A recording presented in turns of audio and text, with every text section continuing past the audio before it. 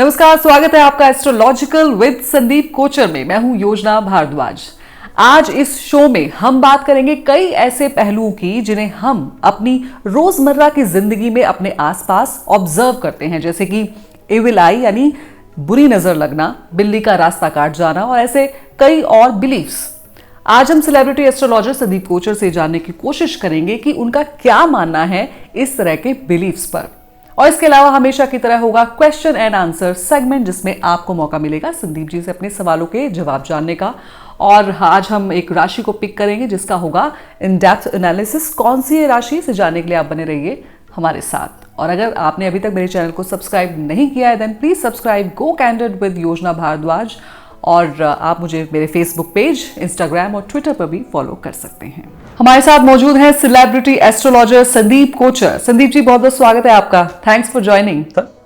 Thank you so much योजना जी। कैसे हैं आप? आई एम गुड, आप कैसे हैं? बस life is all good. I think मुझे लगता है कि जैसा आप परसीव करते हैं और वैसे ही ज़िंदगी बन जाती है। बिल्कुल। तो लाइफ वैसे तो थोड़ी सी डिफ़िकल्ट है, सबकी डिफ़िकल्ट है, लेकिन उसको अगर थोड़ा सा ऑप्टिमिस्टिकली एक्सेप्टेंस के साथ लिया जाए तो ज़िंदगी आसान हो जाती है। उस पर मुझे ज़रूर अपनी 2 लाइन याद आ गई शो के शुरू में ही योजना जी, कि माना कि मुश्किल है ज़रा सी ये ज़िंदगी, कि माना कि मुश्किल है ज़रा सी ये ज़िंदगी, पर ज़िंदगी ज़रा सी है ये भी तो मुश्किल है। वाह, ये काफी गहराई इसमें छुपी हुई जो आपने बातें कही है ना। Thank you. ये बहुत अच्छी शायरी करते हैं आप। मतलब मोटिवेटिंग वर्ड तो आपके हमें मिलते ही हैं, उससे कुछ ना कुछ सीखने को मिलता है। और जो आपकी जो शायरी है वो एकदम 4 चांद लगा देती है इस शो में। Thank you so much. तो संदीप जी, आज इस शो में हम बात करेंगे काफ़ी सारे बिलीफ सिस्टम की जो हम काफ़ी टाइम से फॉलो करते आ रहे हैं। और सबसे पहले मैं आपसे जानना चाहूँगी बुरी नज़र के बारे में, इविल आई। जनरली चाहे वो पुराने टाइम की हम बात करें या फिर जो आप कहते हैं ना हम ज़माना बदल गया है, अब आज के मॉडर्न टाइम की हम बात करें, जो बुरी नज़र का जो कॉन्सेप्ट है, काफ़ी लोगों से हम सुनते हैं अपने घरों में, काफ़ी लोग इस चीज़ को मानते भी हैं कि बुरी नज़र लगती है। तो मैं आपसे जानना चाहती हूँ क्या लॉजिक है इसके पीछे, आप क्या कहना चाहेंगे? और अगर बुरी नज़र लगती है तो क्या वो काला टीका लगा लेने से या फिर काला धागा बांधने से क्या नज़र नहीं लगती?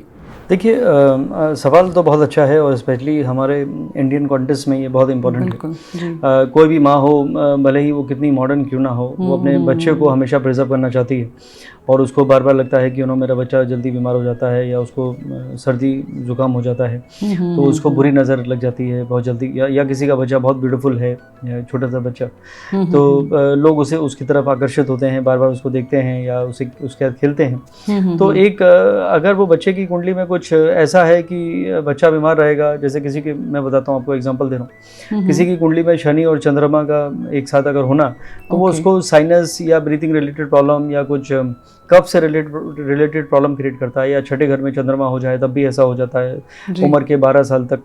या 8वें घर में चंद्रमा हो जाए तो भी कुछ ऐसी समस्या बनी रहती है। या कोई मैलेफिक प्लैनेट का एसोसिएशन हो जाए तो हेल्थ का, या लग्नेश कमज़ोर हो जाए तो हेल्थ से रिलेटेड कोई ना कोई समस्या आ जाती है। तो जब भी नज़र लगने का अगर कोई सिस्टम होता है तो हेल्थ से रिलेटेड होता है। कितने लोग कहते हैं कि शायद किसी ने कुछ करा दिया है या ये क्या हो गया। तो मैं आपसे इतना कहना चाहता हूँ योजना जी कि सारा खेल एनर्जी का है। जब एनर्जीज पॉजिटिव होती हैं तो नेगेटिव एनर्जी वहाँ नहीं जा सकती। बिल्कुल। और जब नेगेटिव एनर्जी हर तरफ है तो वहाँ पे नेगेटिव एनर्जी का असर हर इंसान पे हो जाता है, नो मैटर वो इंसान की उम्र क्या है। तो ऐसे में जहाँ जिस भी घर में एक पॉजिटिविटी है, एक ऑप्टिमिज्म है, स्पिरिचुअल कनेक्ट है, एक अच्छी नेचुरल लाइट है, नेचुरल एयर है, हवा, क्रॉस वेंटिलेशन होता है, वहाँ पे मंदिर में घंटियाँ बजती हैं या एक वाइब्रेशन क्रिएट होता है, इसलिए घंटियों का बहुत बजाना बहुत ज़रूरी है। वो नेगेटिविटी को दूर करने की कोशिश करती है। या लोग कुछ फ्रेग्रेंस जलाते हैं, जैसे कैम्फर हो गया, वो नेगेटिविटी को दूर करता है। बहुत सारी ऐसी चीज़ें हैं, लोग फेंग शुई का सहारा लेते हैं। वास्तु का सबसे बड़ा रोल ही एक्चुअली, या रूल सबसे पहले यही है कि वास्तु तो बात की बात है, आप उसके रूल्स देखिए। पहला रूल यही है कि वहाँ क्या नेचुरल लाइट है, क्या नेचुरल एयर है, और क्या अपने घर में कोई अपने धर्म से रिलेटेड कोई चीज़ें, एक पॉजिटिविटी के लिए सारा खेल जो मैं कह रहा हूँ एनर्जी का है वो क्रिएट किया हुआ है। तो वो वहाँ पे लोग प्रोटेक्टेड हैं, ब्लेस्ड हैं। जहाँ पे चीज़ें कमज़ोर हैं, अंधेरा रहता है और आप दरवाजे नहीं, खिड़कियाँ नहीं खोलते और आपको लगता है कि डस्ट आ जाएगी, आजकल क्योंकि बिल्कुल ये कंसर्न अब मेड नहीं है और आपको वैक्यूम क्लीनर यूज़ करने पड़ते हैं, तो आपको लगता है कि टेबल पे डस्ट आएगी तो फिर डस्टिंग करनी पड़ेगी। तो फिर वहाँ पे एक इज एक एयर जो स्टैग्नेटेड होती है वहाँ पे फिर हेल्थ इश्यूज क्रिएट होते हैं। तो मैं आपको साइंटिफिकली लॉजिकली उसको एक्सप्लेन करने की कोशिश कर रहा हूँ। लेकिन जो आपने कहा कि नज़र की बात, तो ये खाली इंडिया में नहीं है। नज़र का जो सिस्टम है ये तो बहुत कंट्रीज़ में है, स्पेशली अरब कंट्रीज़ में भी है, पाकिस्तान में भी है। बहुत ऐसे जो लोग हैं, अलग अलग रिलीजन के लोग हैं, यू नो, वो बहुत इस चीज़ों पर यकीन रखते हैं। तो वहाँ पे अलग अलग तरह की चीज़ें होती हैं, जैसे कई बार आप देखें वो एक आई की शेप में आप किसी भी कंट्री, अरब कंट्री में चले जाइए, पर्शिया में कहीं पे भी, वहाँ पे भी आप देखेंगे कि एक राउंड कलर का होता है, उसमें एक आई बनी होती है ब्लू कलर की। तो वो कहते हैं कि ये नज़र को हटा देती है। एक हकीक पत्थर होता है, वो लोग पहनते हैं कि ये बुरी नज़र को हटा देता है। एक ब्लू स्टोन होता है जिसको फिरोज़ा कहते हैं। अगर आप फिरोज़ा बोलते हैं, सलमान खान की याद आनी चाहिए आपको, क्योंकि उसे सलमान खान ने एक ब्रेसलेट पहना हुआ है। तो वो भी, उसकी भी यही मान्यता है कि अगर कोई नेगेटिव एनर्जी है, कोई बुरी नज़र है, तो वो स्टोन पे चली जाती है और स्टोन क्रैक हो जाता है और आप बुरी नज़र से बच जाते हैं। तो कोई भी देश क्यों ना हो, और कोई भी, अब तो हम यू नो इस सदी की बात कर रहे हैं, अब 2021 आने वाला है कुछ दिनों में, तो अभी भी ये सिचुएशन और ये सिस्टम जो है वो चलता चला जा रहा है। तो देखिए, जो मैं काला टीका की आपने बात की थी या धागे की बात की थी, काले कलर में एक टेंडेंसी, खूबी होती है कि वो सारे एनर्जीज को, सारे कलर्स को एब्जॉर्ब कर लेता है। तो अगर कोई नेगेटिव एनर्जीज हैं, नेगेटिविटी आसपास है, तो वो काले उसमें एब्जॉर्ब हो जाएगी, ऐसी मान्यता है। और बहुत सारे लोग उसको फॉलो भी करते हैं। तो मुझे नहीं लगता कि कोई इसमें बुरी बात है। छोटे बच्चा हर इंसान को प्रिय है, पसंद है, और बच्चे की हिफाजत करना हर माता पिता का कर्तव्य है। तो अब इसके पीछे कोई साइंटिफिक रीज़न है या नहीं है, ये काम करता है या नहीं करता है, लेकिन बच्चे की हिफाजत के लिए, उसको उसकी केयर के लिए हर माँ एटलीस्ट उसको करना चाहती है। तो I think that is all right. But bigger picture जो मैंने आपसे कही थी, you know, which I always believe in scientific way of doing things, वो यही है कि अगर घर में इन्वायरमेंट अच्छा है, आपके पॉजिटिव इन्वायरमेंट है, आप लोग स्पिरिचुअल लोग हैं, और घर में मौसम अच्छा है, यानी हवा और लाइट, नेचुरल लाइट आती है, तो वहाँ पे नेगेटिविटी कम हमेशा रहती है, और ऐसे लोग हमेशा प्रोटेक्टेड रहते हैं, सेफ रहते हैं। और अगर बच्चे की कुंडली में कहीं, जैसे मैंने बताया कि कहीं कफ और कोल्ड की कहीं समस्या है जी, या कोई ऐसा, उसकी कुंडली में कुछ ऐसा दोष है, तो वो देख के बताया जा सकता है कि भाई ये इतनी उम्र तक ये दशा चल रही है, उसके बाद सब ठीक हो जाएगा। तो फिर आपको एक समझ में आ जाता है। तो वाकई में जो एनर्जीज हैं, पॉजिटिव एनर्जी, ये आपने बात की, जो नेगेटिव एनर्जी है वो उसको काट देती है। तो कोशिश यही करनी चाहिए कि अगर किसी तरह से भी जो नेगेटिव एनर्जी है उसका इम्पैक्ट आपकी लाइफ में नहीं आए, तो उसके लिए आपको पॉजिटिव होना बहुत ज़रूरी है। बिल्कुल। और देखिए, मैं तो यहाँ तक कहना चाहता हूँ कि this world is made of energy only, is all about young and yang, positive negative, दिन और रात, सारा खेल उसी का है। और इनफैक्ट एक अगर हम देखें साइंस में भी, तो ये एक रूल है, एक लॉ है कि energy can not be created और destroyed, it can only be transform. तो अपनी नेगेटिव एनर्जीज को, जो डर भी हो सकता है, स्ट्रेस भी हो सकता है, एंग्जाइटी भी हो सकती है, फियर ऑफ एनी काइंड, उसको आप रिमूव करिए और एक स्पिरिचुअल कनेक्ट के साथ अपने अंदर पॉजिटिव एनर्जी क्रिएट करने की कोशिश करिए। तो कोई भी आपको नेगेटिव एनर्जी परेशान नहीं करेगी। और जो नज़र लगने की जो बात है, जो नज़र लगने का जो डर है, वो आपसे दूर हो जाएगा। इस पे मुझे नज़र पे मैंने ज़रूर एक दो लाइनें लिखी थी, अगर आप कहें तो मैं सुना देता हूँ। बिल्कुल, हम तो हमेशा इंतज़ार करते हैं कि वो नज़र छुपा रहे। यू नो, अगर आपको याद हो, कुछ साल पहले ऐसा आया था, फेसबुक में लोग अपनी फ़ोटो अपलोड करते थे, ब्लैक कलर या नहीं करते थे, खाली ब्लैक रहता था।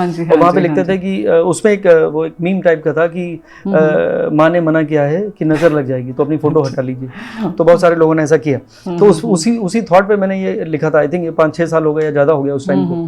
तो मैंने लिखा था कि वो नज़र छुपा रहे हैं नज़र लगने के डर से, वो नज़र छुपा रहे हैं नज़र लगने के डर से, और हम नज़रें बिछाए बैठे हैं एक नज़र के लिए। वाह, क्या बात है बहुत ही सुंदर लाइन लिखी है आपने Sandeep ji. You are too good in this, I am telling you. Thank you. क्या है ना, पहले शायरी मुशायरा हुआ करता था, तो कोई सुनने को मिलता था। अब क्या है कि अब तो पैसे दे के लोगों को इकट्ठा करते हैं, तब कोई सुनाने को मिलती है। तो अभी I have got an opportunity, तो मुझे जो भी अपनी पोइट्री याद आती है तो मैं सुना देता हूँ आपके प्लेटफॉर्म पर। नहीं, और आपको ये याद है लिखना, उसके बाद उनको याद रखना, उस मौके पर बोलना, ये भी एक यूनिक चीज़ है, जो टैलेंट आप में है। आपका शो का नाम ही गो कैंडिड है, तो I try to be candid that way. Thank you. अच्छा संदीप जी, इसके अलावा ये तो नज़र की तो बात हमने की, और इससे कैसे बचा जा सकता है ये भी आपने हमें बताया, और काला रंग का क्या इम्पोर्टेंस है किस तरह से वो नेगेटिव एनर्जीज को एब्जॉर्ब कर लेता है। और हमारी सिर्फ हमारी कंट्री में नहीं कि बाकी कंट्रीज में भी लोग इस चीज़ को मानते हैं। इसके अलावा और भी काफ़ी सारी चीज़ें हमारे जो कंट्री में हैं, काफ़ी लोग जैसे छींक आना, कोई कुछ अच्छा काम करने जा रहा है, किसी ने छींक दिया तो एक रिएक्शन जो होता है सामने वाले का वो ठीक नहीं होता है। या फिर स्पेशली जो बिल्ली रास्ता काटती है, हमने हाल फिलहाल में मैंने कुछ दिन पहले देखा कि हम लोग वॉक कर रहे थे और बिल्ली ने रास्ता काटा, तो जो साथ में हमारे साथ गाड़ी थी उन्होंने गाड़ी का इंजन ऑफ किया for some time and then they moved on. So ये जो इस तरह की चीज़ें हैं, क्या लॉजिक आपको इनके पीछे नज़र आता है? देखिए योजना जी, कुछ चीज़ें जो हैं वो परंपरा से चलती हैं या पुराने वक्त में कुछ ऐसी घटनाएं घटी होंगी तो उस पर एक फियर जो है वो क्रिएट हुआ, और या कोई ऐसे इंसिडेंट हुआ होंगे जिसकी वजह से वो चीज़ें कंटिन्यू होती चली गई और लॉजिक भूल गए लोग, और उसी चीज़ को खाली याद रखा कि ऐसा करने पे ऐसा किया जाता है। अब मैं कुछ एग्जांपल आपको देना चाहता हूँ। देखिए जैसा बहुत सालों पहले कुछ ऐसी महामारी आई थी, जैसे अभी पैंडेमिक चल रहा है, बिल्कुल, तो उसमें छींकने से वो स्प्रेड होती थी। तो अगर कोई छींक रहा है तो ऑब्वियसली वो एक कम्युनिकेबल सिचुएशन हो जाती थी, और लगता था कि अगर, और नहीं भी है, अगर किसी को वो छींक आती थी तो वो पहला सिम्टम होता था कि ये इंसान अब बीमार हो जाएगा, क्योंकि इसको ये छींकने से ही वो उसका, जैसे अभी अगर आप देखें तो कोविड के लिए कहते हैं कि बॉडी टेम्परेचर बढ़ जाता है या इंसान का गला खराब या खांसी उसकी शुरू हो जाती है, तो ऐसी छींकने को उस पैंडेमिक में एक बहुत बड़ा, तो उसको लोग कहते थे ब्लेस यू। जिसने छींका कि भाई गॉड ब्लेस यू, कि आप स्वस्थ रहें और आपको बीमारी ना आए, तो वो एक डर या उससे इंसान दूर हो जाता था। तो छींकने का एक डर, खाली वो बीमारी ना फैले उसके लिए वो बना हुआ था। लेकिन वो डर जो है वो पैंडेमिक खत्म हो गया, लेकिन वो अलग-अलग कई चीजों पर हो गया सिचुएशंस के अकॉर्डिंग। जी, तो वो फैलता चला गया, और उसके बाद लोग भूल गए कि वो शुरू कब हुआ था, और ब्लेस यू कहने की जो परंपरा थी वो क्यों थी, कि भगवान आपकी रक्षा करें। तो वो ना याद करते हुए लोग अब उसमें फंस गए, और अब लगता है कि छींक दिया है तो रुक जाइए, अब शकुन हो गया है। तो ये शकुन और अपशकुन की जो कहानी है, इसके पीछे हर एक के पीछे कोई ना कोई लॉजिक रीजन है। तो मैं यहाँ पे यही कहना चाहता हूँ कि इसमें कोई ऐसी, मुझे नहीं लगता कि आपको इसको नेगेटिवली लेना चाहिए। It is all about from the past.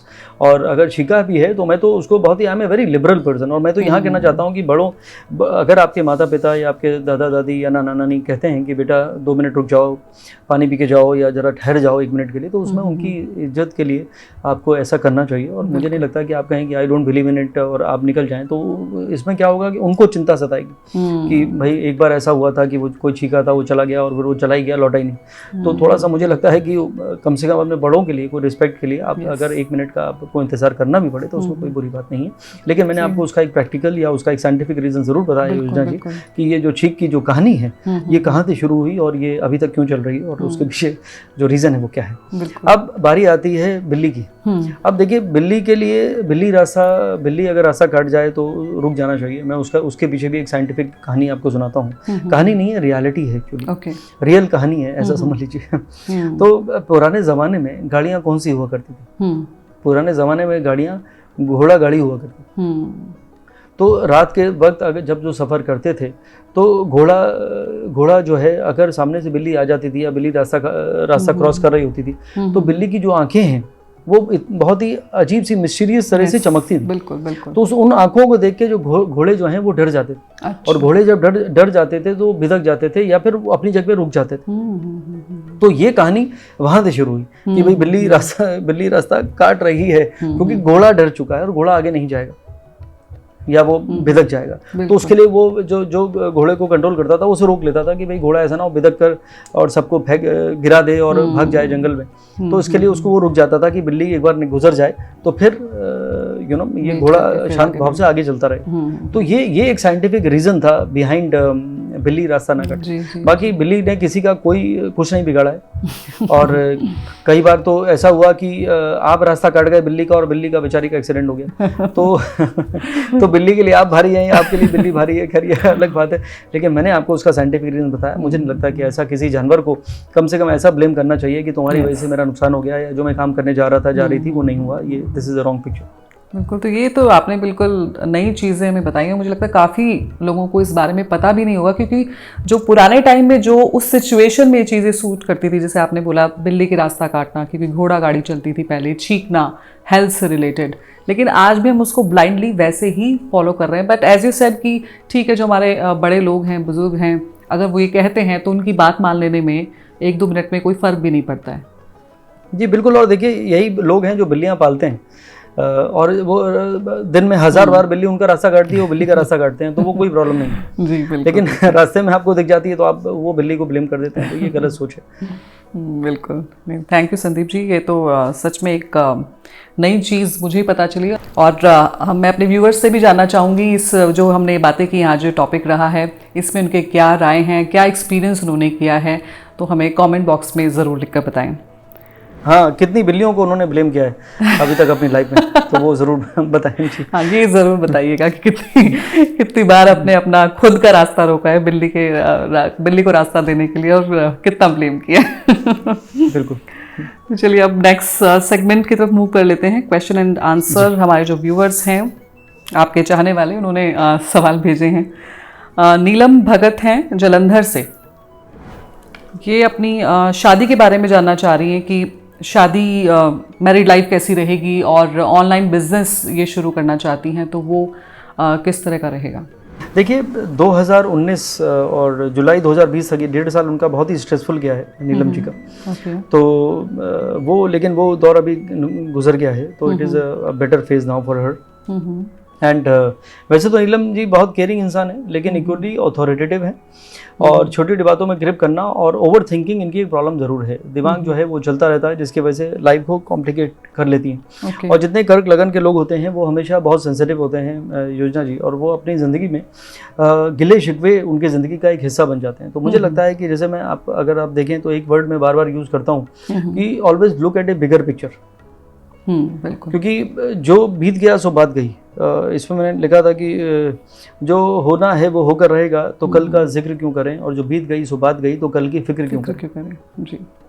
तो मुझे लगता है कि लेट गो करना लाइफ में बहुत इंपॉर्टेंट है। तो ये नीलम जी अगर ये बात समझती हैं, समझती तो हैं, लेकिन उसको अगर फॉलो करती हैं, और मैं कह रहा हूँ आज तो मेरी बात अगर मान लेती हैं तो उनको फ़ायदा होगा। बाकी मैनेजमेंट स्किल बहुत अच्छी है, सबकी मदद करती हैं, हर चीज़ लाइफ को एंजॉय करती हैं, ब्यूटीफुल तरह से चीज़ों को करती हैं, एंड लीडरशिप क्वालिटीज़ भी इनके अंदर है। लेकिन इनके 2 वीक पॉइंट हैं, छोटी छोटी बातों पे ग्रिप कर जाना, ओवर थिंकिंग वाले जोन में चले जाना, और इनका प्राइड बहुत जल्दी हर्ट हो जाता है। You know, my self respect, my dignity, और डिग्निटी और सेल्फ रिस्पेक्ट का एक और सिनोनिम है, and there is a very thin line between following your pride and getting hurt ego wise. तो इनका ईगो जो है वो बहुत जल्दी हर्ट होने की हमेशा उम्मीद बनी रहती है, जिसके वजह से अगर जो उन्होंने मैरिड लाइफ की बात की थी, तो वहाँ पे क्योंकि एक सेंसिटिव इंसान है और हर चीज़ को एनालाइज कर लेती हैं, तो इनको यही शिकायत हमेशा रहेगी। नीलम जी के जो भी पति हैं, वो उनसे शिकायत उनको यही रहेगी कि what you are saying is right but your tone is not right. तो ये टोन में भी हर्ट हो जाती हैं, टोन में भी फिर इनका मतभेद हो जाता है। तो मुझे लगता है कि लाइफ बहुत खूबसूरत है, और उसके बिगर एस्पेक्ट जो मैं कहता हूँ उसको देखना चाहिए। और जितने लोग इग्नोर करके अपनी जर्नी को एंजॉय करते हैं और लाइफ में यही मानते हैं कि लाइफ में हैप्पीनेस से बढ़कर कुछ नहीं, तो वो लोग फिर कभी किसी चीज़ में नहीं फंसते। लेकिन कर्क लगन वाले लोग का एक, या कर्क राशि के लोगों का कम से कम, इनकी तो सिंह राशि है, लेकिन सिंह राशि होने के बावजूद केतु चंद्रमा के साथ है, बुध ग्रह एक साथ है, राहु भी उसको देख रहा है, तो वो उसकी वजह से इनका मून अफ्लिक्ट हुआ, तो ये इसलिए इमोशनली जल्दी हो जाती हैं अफेक्टेड। तो ऐसे में इनको पर्ल और येलो सफ़ायर पहनना चाहिए। 2 स्टोन इनके ज़िंदगी भर काम आने वाले हैं। रूबी भी इनको सूट करता है, रूबी भी पहन सकती हैं। और थोड़ा सा मेडिटेशन अगर ये शुरू कर देती हैं तो that will be her life changing thing. And जो अब ये बिजनेस शुरू करना चाहती हैं उसमें सफलता ज़रूर मिलेगी। एंड मुझे नहीं पता किस तरह का इनका काम है, लेकिन ये गवर्नमेंट से डायरेक्टली या इनडायरेक्ट गेन्स इनको मिलते रहेंगे। तो कोई भी चीज़ गवर्नमेंट से रिलेटेड अगर आप करना चाहती हैं नीलम जी, तो उसमें आपको 100% गेन्स है, इसमें कोई दो राय नहीं। लेकिन थोड़ा सा हैप्पी जोन में रहिए, बिकॉज जो मैं तो हमेशा कहता हूँ कि खुश नसीब हैं वो लोग जो खुश रहा करते हैं, और ऐसे सितारे किस काम के जो रात भर जगा करते हैं। आई थिंक नीलम, संदीप जी ने बहुत अच्छे तरीके से आपको समझा दिया है कि आपको किस तरह से लाइफ लीड करनी है, और बड़े लाइट मोड में भी समझा दिया है अपनी शायरी के ज़रिए। सो हमें उम्मीद है कि आप जो फॉलो करेंगी जो संदीप जी की टिप्स हैं। संदीप जी, नेक्स्ट क्वेश्चन ले लेते हैं। नीतीश भारद्वाज हैं, ये बेसिकली अपने करियर के बारे में जानना चाह रहे हैं, अपने काम के बारे में कि आगे का फ्यूचर कैसा है, और पॉलिटिक्स में भी इनका काफ़ी इंटरेस्ट है, तो क्या कुछ फ्यूचर है इनका पॉलिटिक्स में? देखिए वैसे तो बहुत एम्बिशियस इंसान है और समझदार हैं, उम्र से 10 साल आगे बचपन से, और किसी को भी कन्विंस करने की या किसी को भी मैनेज करने की काबिलियत है। ऑप्टिमिस्टिक इंसान है।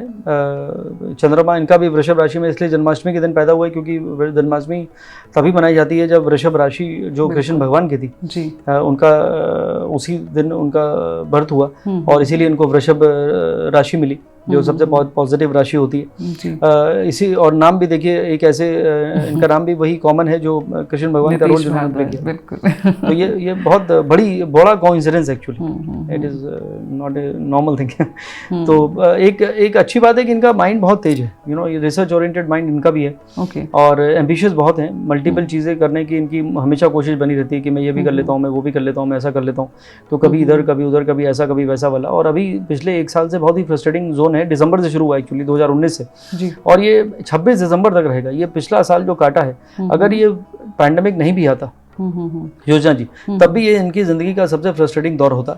अच्छी बात है कि फ्रस्ट्रेशन में ये दौर निकल गया कि अभी किसी का कुछ नहीं हो रहा है तो इन कंपैरिजन आपका भी नहीं हो रहा था, तो आपको उतनी फ्रस्ट्रेशन नहीं हुआ, तो अब आपका वो वक्त गुजर गया। लेकिन 26 दिसंबर से राहु में शुक्र की दशा शुरू हो जाएगी, एंड वो 3 साल बहुत अच्छे रहेंगे। अगर शादी इन्होंने की या नहीं की मुझे पता नहीं, लेकिन अगर शादी कर चुके हैं ये आपको? अगर जी कर चुके हैं, अच्छा, तो देन इट इज़ फाइन। तो ये एक अच्छा टाइम शुरू हो रहा है, लेकिन इनको 2 चीज़ों पे ध्यान रखना चाहिए। राहु में हर चीज़ अनप्लान्ड होती है, अनएक्सपेक्टेड होती है, तो एक्सपेक्ट द अनएक्सपेक्टेड जैसे मैं कहता हूँ। दूसरा क्या है कि इनको डाउट से निकलना पड़ेगा, क्योंकि इनको हर चीज़ पे डाउट हो जाता है। तो अगर आप एक व्हाट इफ वाले जोन में चले जाते हैं, आपको हर चीज़ पे एक फियर ऑफ अननोन, या अगर ऐसा नहीं हुआ तो और वैसा हुआ तो में बहुत सारी चीज़ें जो है वो अननेसेसरी आपके हाथ से निकल जाती हैं। तो एक पॉजिटिव जोन में रहना चाहिए, क्योंकि किसी ने कहा था कि दुविधा में दोनों गए, ना माया मिली न राम।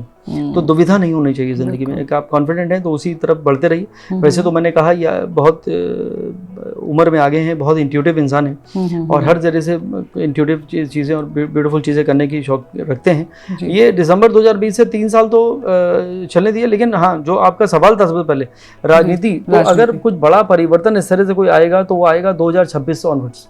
ओके, तो 5 साल, तकरीबन 5 साल ये चलने दीजिए जैसा चल रहा है, और इस वक्त को जाने दीजिए। उसके बाद फिर कहीं कोई टेंशन है नहीं, और वो आपका मेजर करियर चेंज हो जाएगा 2026 और 27 के बीच में। तो वो पॉलिटिक्स भी हो सकती है अगर आपका रुझान हो उस तरफ, और काफ़ी चीज़ें आपके हिसाब से, क्योंकि गवर्नमेंट से डायरेक्टली और इनडायरेक्ट गेन्स मिलने के चांसेस आपको हमेशा बने हुए हैं। तो गवर्नमेंट मतलब सरकार, या आप ही सरकार हैं, या वो एक डायलॉग भी था कि कभी कभी लगता है कि अपुन सरकार है, तो वो मुझे लगता है कि वो अच्छी बात है। और ये 1.5 साल आप छोटी बातों में मत फंसिएगा, क्योंकि डिससेटिस्फैक्टरी टाइम है। वृषभ राशि के ऊपर से राहु का ट्रांजिशन 23 सितंबर से शुरू हो चुका है, जो इंसान को एक नेगेटिव सोच देने के लिए कोशिश कर सकता है। तो थोड़ा सा मेडिटेशन जिंदगी का हिस्सा बना लीजिए, थोड़ा सा आराधना साधना करिए, थोड़ा सा स्पिरिचुअल जोन में आप चले जाइए। तो ये नीतीश को मैं कहना चाहता हूँ कि नीतीश, अगर आप थोड़ा सा ये अपने अंदर अपने वो पॉजिटिविटी कर ली क्रिएट, तो ये 1.5 साल आसानी से गुजर जाएगा। नहीं तो ये 1.5 साल ऐसा है जो आपको डिससेटिस्फाइड जोन में रख सकता है, और आप अननेसेसरी परेशान हो सकते हैं। तो लाइफ में कभी कभी कहते हैं no decision is better than bad decision. तो ये वो वक्त है जिसमें आप वक्त को गुजार लीजिए। अभी बहुत लंबी कहानी है, 16 साल की गुरु की दशा है आपकी 5 साल के बाद, वो अमेजिंग है। गुरु उच्चिका है कुंडली में, फिर 19 साल शनि की दशा है जो आपका योग कारक प्लैनेट है, अकेले राजयोग देगा। उसके बाद 17 साल बुध की दशा है जो आपका भाग्यसन का मालिक है। यानी 19 और 17 हुए 36 साल, और 16 साल आपके इसके, तो 52 साल की 50 साल की कहानी मैं आपको सुना रहा हूँ। तो मेरे कहने पे आप ये 2-3 साल गुजर जाने दीजिए, it is all right. And future आपका ब्रिलियंट है, आपको पूरा अपने ओल्ड एज की चिंता या फ्यूचर की चिंता नहीं करनी चाहिए, because by the grace of God you will keep on doing good things. चलिए नीतीश, आपका बस थोड़ा सा जो वक्त है, जैसे संदीप जी ने कहा है कि पॉजिटिविटी थोड़ा बढ़ाइए through meditation, through prayers, and आगे का एक जो लंबा पीरियड है वो काफ़ी अच्छा रहने वाला है आपका। डेफिनेटली, और ये पन्ना पहन सकते हैं अगर ये चाहें जी। ओके, और अब नेक्स्ट क्वेश्चन ले लेते हैं संदीप जी। ये मिहिर हैं अमृतसर पट्टी से, और इनका सवाल ये है कि अपनी स्टडीज़ कंप्लीट नहीं कर पाए हैं और अपना बिजनेस स्टार्ट करना चाह रहे हैं। किस तरह का बिजनेस हो, ये आपकी एडवाइस लेना चाहते हैं, और क्या जो ये बिजनेस करना चाह रहे हैं, क्या वो पार्टनरशिप में कर सकते हैं?